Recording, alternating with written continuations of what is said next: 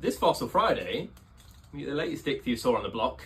Sorry, I mean sea, ancient early Jurassic sea. Meet Xiphodracon, golden capensis. That's a new species of ichthyosaur that me, Professor Judy Messere, and Dr. Erin Maxwell have described today in the journal Papers in Palaeontology. So Xiphodracon was found in 2001 by legendary fossil collector Chris Moore at a place called Golden Cap, which is near Lyme Regis and Charmouth along the Jurassic coastline.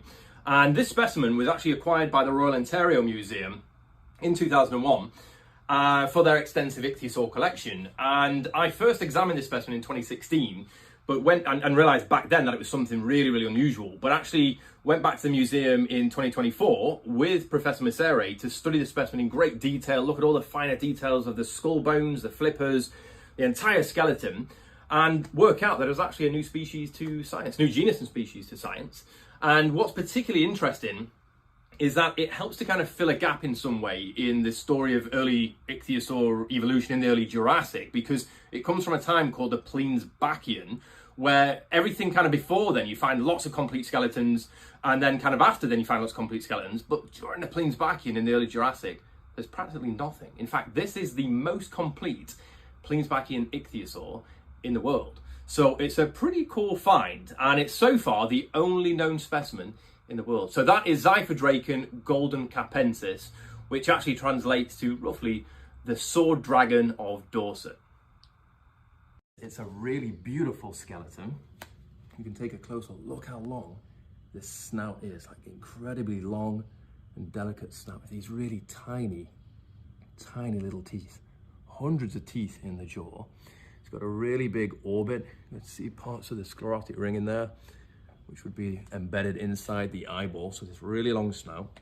And then back into here, actually very carefully, you've got one of the forefins, which amazingly actually sits up on top of the specimen just like that. So when this specimen is on display, it's literally waving at members of the public.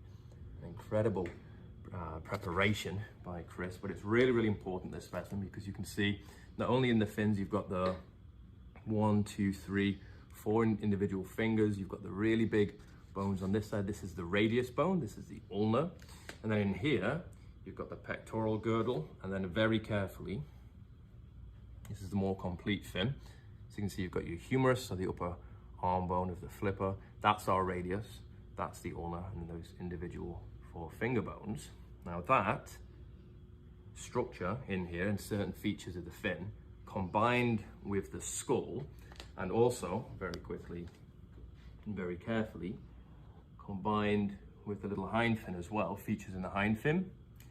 This is an entire new genus and species of ichthyosaur that we're describing. And this is a really beautiful specimen that I've wanted to study in detail for a long time. And so I'm really excited to be working on this.